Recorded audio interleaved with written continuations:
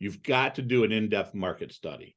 And when I say in-depth, not only visiting their websites, but getting in your car and driving there and meeting leasing people and looking around. What I want you to do is I want you to visit properties that are competitive with your property now. And I want you to look up at least one tier and see what the next tier up looks like. Because if you're going to add value, you're going to take that property from here and you're going to try to move it up here. And now you become part of a new competitive set.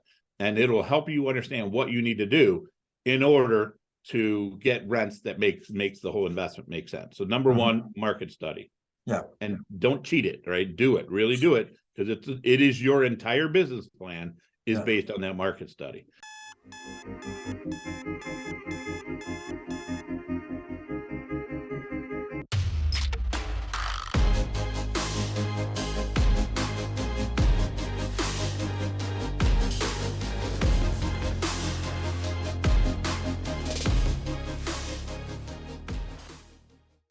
Hello, and welcome back to the Real Estate Effect podcast, a show dedicated to real estate investing right here in Quebec. And yet today we have the privilege of speaking and having as a guest Mr. Ken Guy from Ohio. So I know Ohio is not Quebec, but any real estate expert is important to have a conversation with. So hi, Kenneth, how are you? I'm doing great. About yourself? Good. I'm happy to have you on today. We have some fun stuff that's planned, including some important steps on how to renovate some multifamily. But before we get into this, just a little bit about your background. You're based in Ohio. You have an accounting background, which I suspect has made you is quite helpful when it comes to real estate, because you got to be able to read numbers. That's pretty basic. And so first of all, so we get to know you a little bit more. Like, how in the world did you get started in real estate investing?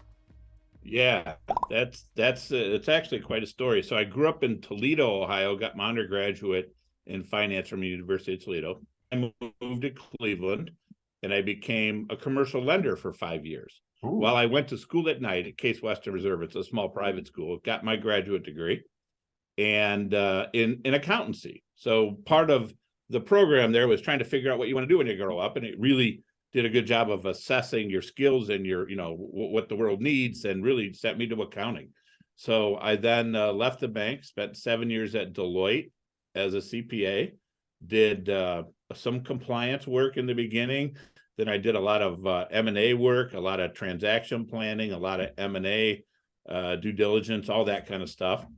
It was then, as I was working like a dog, and this is a true story. It was the middle of the night one night. Well, always the middle of the night, I did my daughter's feeding, right? I have a son and a daughter. My daughter was very, very young. Obviously, I was feeding her. So I did the middle of the night feeding because that was the only time I was home, because I was working so much. So I did that. It was an awesome time. It was nobody else was up. Everybody was sleeping. It was just her and I. And I always loved that time. Except at one point, I started to realize, wait a minute. I started to get frustrated. I thought, wait a minute. I'm working like a dog. Here I am feeding her in the middle of the night. That's my quality time with my daughter. And I'm doing everything I'm supposed to do, but I can't see how I'm going to get out of this rat race. I can't see how I'm going to be able to put her and her brother through school without student loans. It didn't seem like it was, I'm a CPA. I should be doing much better than I am. Yeah. And so as it turned out, when I was at the bank, a lot of my clients did real estate. At Deloitte, they had a huge real estate tax practice in Cleveland. And I said, you know what? I had already done a little bit of dabbling in real estate. So I went out and I said, you know what, I got to figure this out, because this isn't, this has got to stop. So I spent a whole bunch of time, a whole bunch of money trying to figure out the apartment business.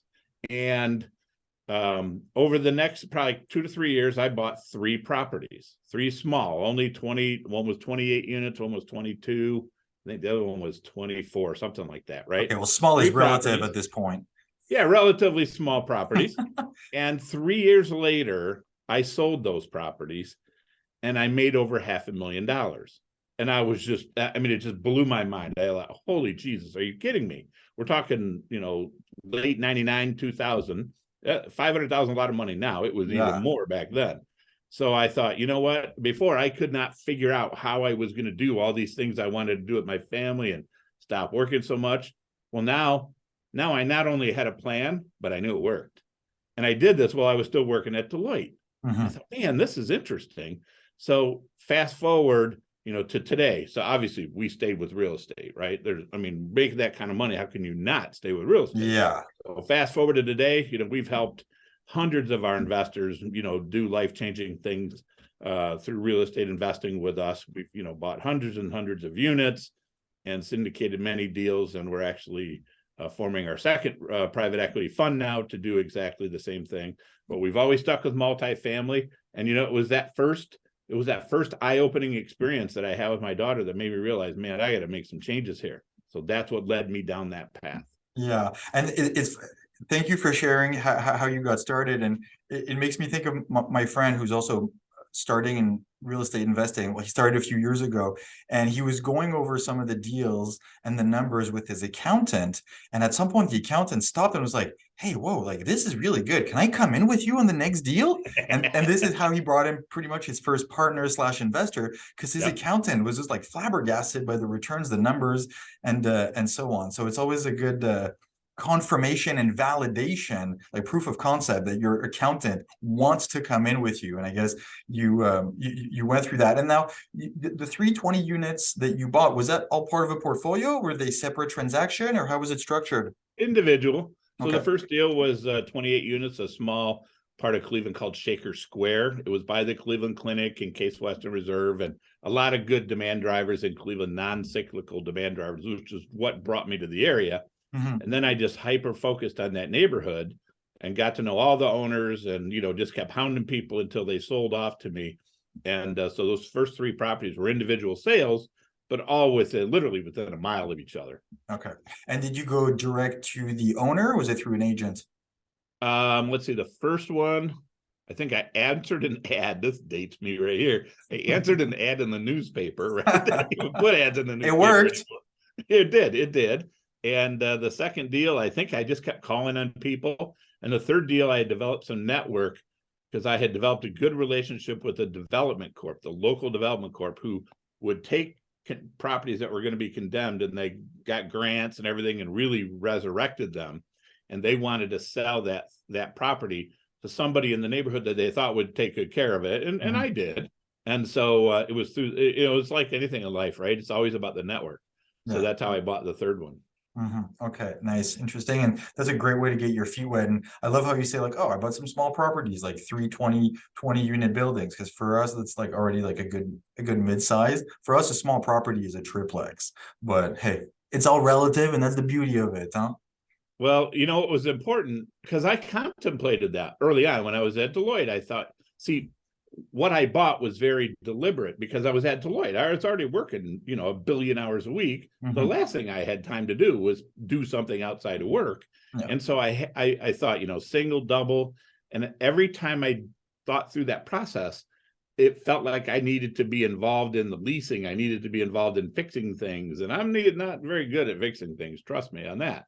So it took me to a size that I felt like I could run it, quote unquote, like a business. Yeah. And so I could have a part-time, there was a wonderful lady with me for years and years. She lived there. She didn't drive. She wanted a part-time job. She just kind of took care of light bulbs and showing the property. So now I could run it like a little business. And it actually took less time than I think if I would have owned a single or a double or a triple. Oh, for sure. Because as you said, then you structure it in a way where all of the management is accounted for, is paid for by the rents and the revenue, and then it can be self-sufficient. And then so can you kind of like walk us through, like, now you said you've invested and bought hundreds of units with some partners and investors. Like, what was kind of your path to be able to scale? And then we'll get into like the heart of multifamily and renovations. Yeah, sure. So for the first 10 years, we kind of stuck to Cleveland. And I was, rinse and repeat, right? Doing the very same thing that I did with the first 3 properties.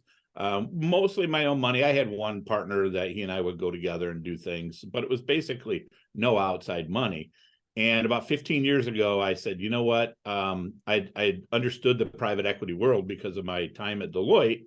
And I think we syndicated one deal in Cleveland. We raised $1.2 million, if memory serves me, back in the early 2000s.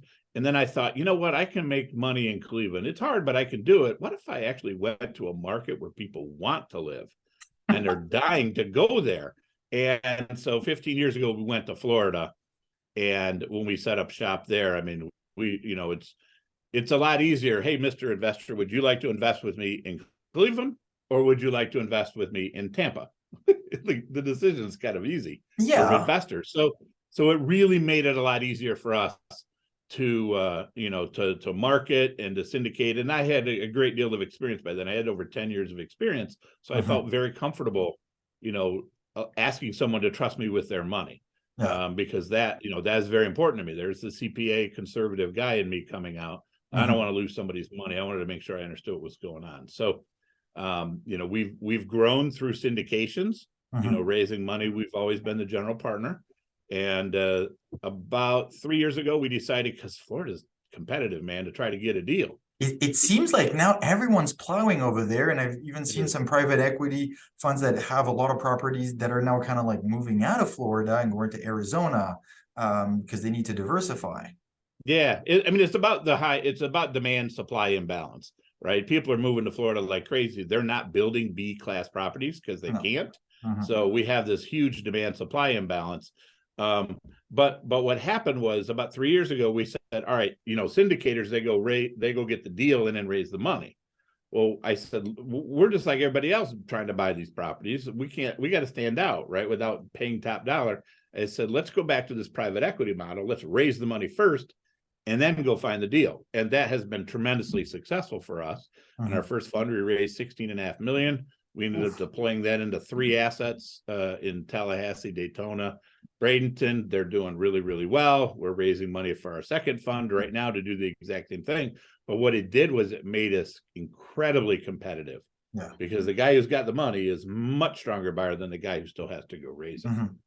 Now, I mean, the timing of this conversation is absolutely perfect, because we had this very conversation with a friend yesterday about when you raise capital first before you have a deal, if it takes too long, I find sometimes you could have the incentive to actually buy a deal that's only so-so just because you feel the pressure to deploy and to start to create a return for your investors. Like, how do you go about that? Because if you end up with 16 million, the time is ticking and you better start to produce some returns and deploy into an asset. Yeah, so here's a couple of things about the fund. Number one, you don't send us your money on the day you make your commitment.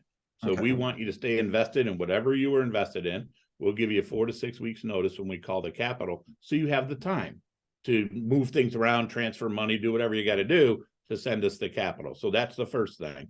So because it was important to me that I not put those investors in a bad spot. Yeah. The second thing that's really important here is that if you're going to invest in our fund, you and I personally have this discussion about patience. And I ask you, I plead with you to please be patient. I can put you in a deal tomorrow, but that's not what you're paying me for. You're paying me to find a deal that's going to work. And if that means I need to wait 3, 4, 5 months, I need you to be patient. Trust me, I want to do that deal, but I'm not. I've just been around long enough to know I don't need to do that deal tomorrow in order to feed my kids, my family. I don't need that anymore. Yeah. So I'm not up against the wall, so to speak. And if that means that, you don't have that much patience, that's fine. There's other opportunities for you to invest, but that's the discussion that we have. Most people, when I have that discussion, are like, you're right. I want you to feel comfortable passing on a deal.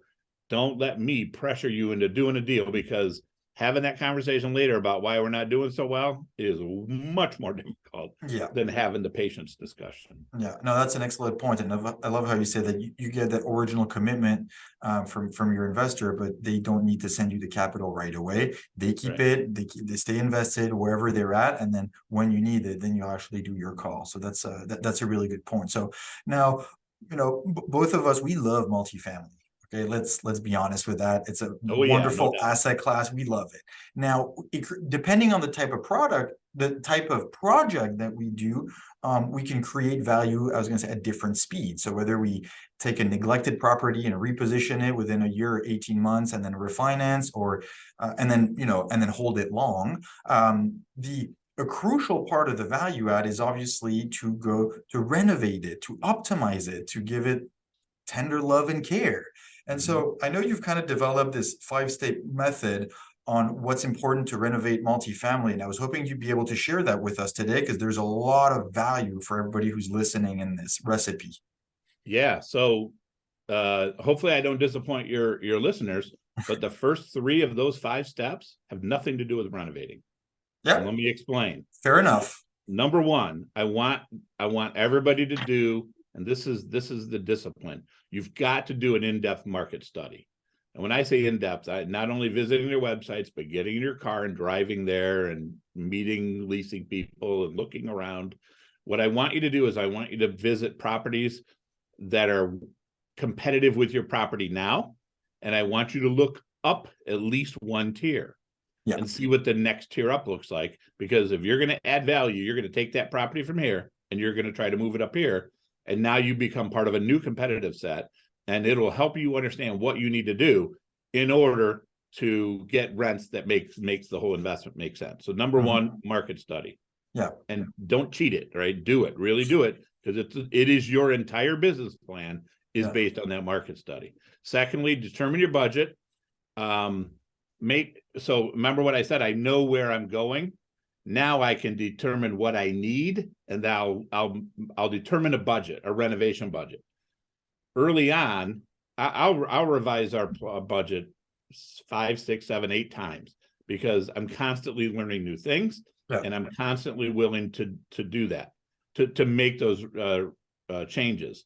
So many times I talk to new sponsors, new GPs, and they said, look, I told my partners, our investors, we were going to paint the property blue. We're painting the property blue. I said, but blue is not the right color. That's what I told my investors I'm going to do. I'm going to do that, because if I don't do it, they'll think I don't know what I'm talking about. No. Wrong answer, right? Be flexible, be dynamic. That's really, really important. You have to, because they don't tell you, but they're expecting you to make changes when the situation and the environment changes. They just expect that. And sorry, and hindsight, if you ask them like, hey, blue or green, they're just going to tell you, paint whichever is the best color. I don't care whether it's blue or green, just pick the best. So number 3, wait 30, 60. When you buy the property, here's what most people want to do. Day 1, they want to start renovating. They want to go fast as they can, right? And I get that, because time is money and you want to show people that you're on it, you're super organized. But here's what I want you to do. I want you to sit on your hands for some period of time. Maybe it's 30 days, maybe it's 60, maybe it depends. You're going to know what's the right time. And here's why. You're going to learn things about that property after you buy it that you didn't know before. And I've made this mistake very early on in my career, where I spent my renovation budget only to learn something later that, boy, I wish I had some money left over. I ended up going to my own pocket to make whatever repair that was. I don't remember what it was, but you don't want to put yourself in that situation, right? If you think you know absolutely everything about the property the day you buy it, you're wrong. You just never do. There's always a skeleton somewhere. And I just want you to not get yourself behind the 8 ball. Now, I'm not saying that if roofs need to be replaced, you shouldn't do roofs, right? I mean, that's a no-brainer. But save some money and make sure that you have some flexibility there.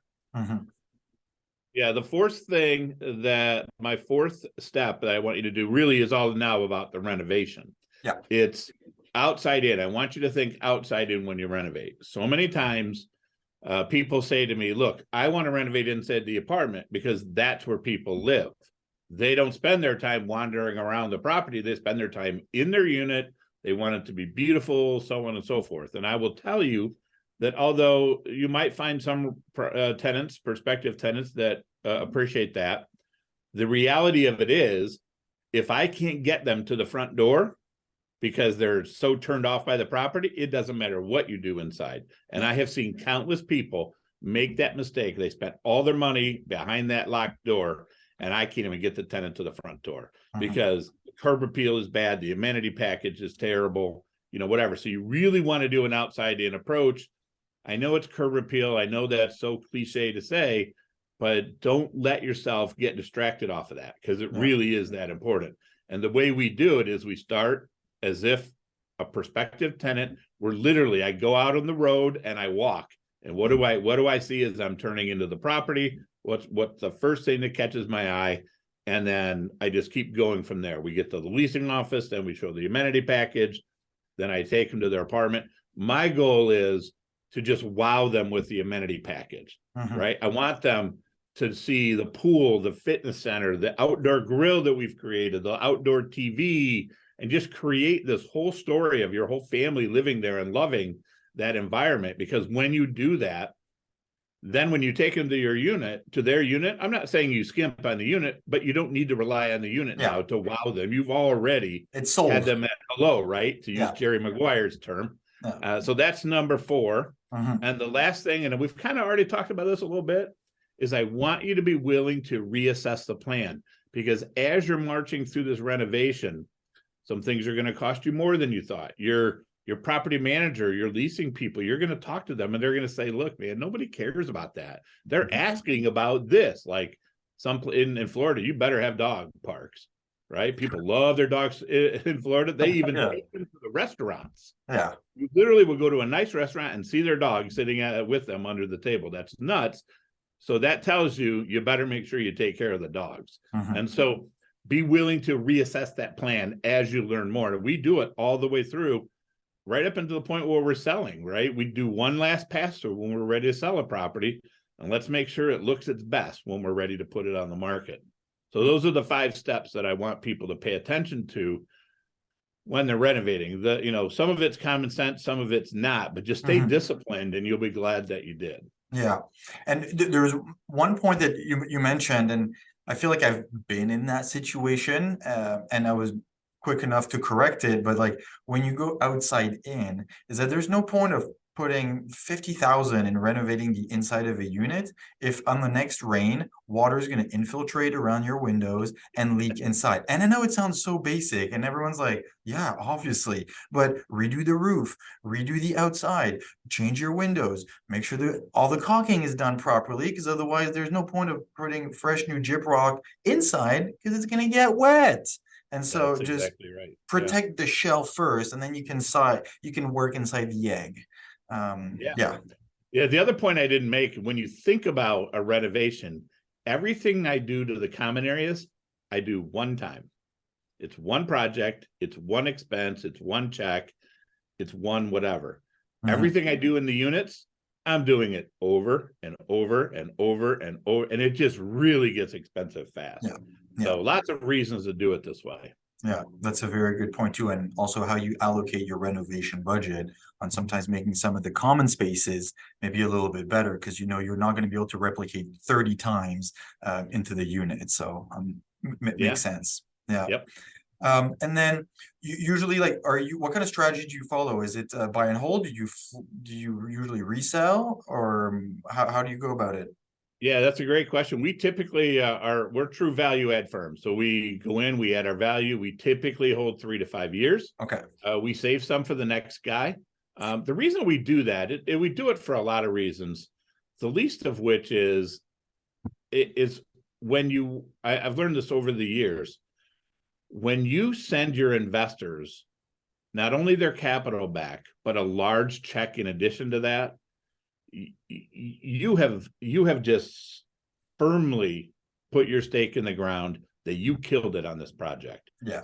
And it's hard to hide from that, right? The investors are like, wow, dude, you really killed it on this thing.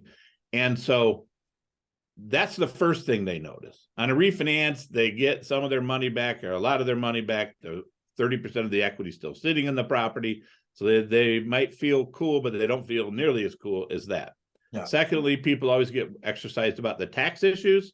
Realize in the United States, the capital gains rates are less than half of what the ordinary income rates are. So if you do things right, I mean, you're only going to have capital gains tax, right? Which is a hell of a lot lower than the ordinary income tax.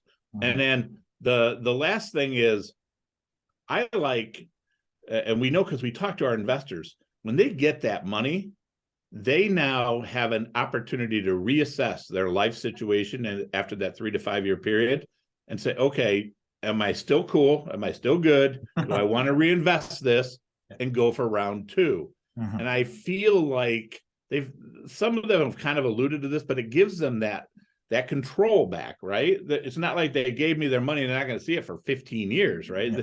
They get stressed out about that.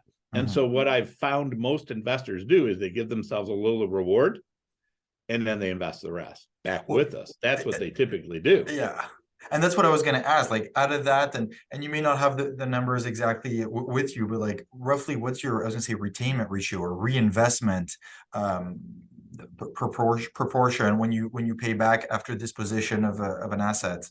Yeah, I would say 90 to 95% of our people reinvest with us Wow. because I mean, if you've our returns, our full track record has been verified and Mhm. it's been vetted by Veravest. So if you go to veravest.com and then look for KRI Partners, our whole track record's there. And Veravest vetted the whole thing. It was a pretty painful process. But you'll see that our investors are used to earning 20, 25, 30% plus annual returns. Mhm. Well, when you deliver those kind of returns, they're like, why would I not want to reinvest with you Yeah. unless you did something to mislead them, which obviously we don't want to do. I mean, Mhm. we've had some of our investors. One guy just came back from a 2-week family cruise to the Mediterranean. He flew his family over first class. You know, he calls it his Whispering Oaks trip, right? That was the name of the property that he invested in, and he just took some of the profits and did all that. So anyway, they're fun stories. It really Yeah. does make the business worthwhile when Yeah. you realize some of the cool things your investors are doing with the money that you Mhm. make. And for you from the human side, it's really rewarding to know that you're actually helping change someone's life. And for you, it's a project. It may be 100 unit somewhere in around Tampa. I don't know. But at the Yeah, end of the yeah, day, when all of that chain is finished, and after 3 to 5 years, you write those checks, you know that the person on the receiving end makes a huge difference in their lives. And that's from a it human does. point of view, I find there's like actually very little that's more gratifying than that. Yeah, early on in my investing career, it was more about me, right? Because I need to make money. I need to make money. Now it is, yeah, I mean, we've structured everything so if they do well, we do well, but Mhm. it is really gratifying. Like you just said, now that, 25 years in, if I can help someone else get on that same path that I've been on, and it's just incredibly rewarding because you're actually impacting someone else's life, and Yeah. that's cool. Yeah. Well, Ken, look, it's been really inspiring. Where can people find out more about you? What's the best way to reach out?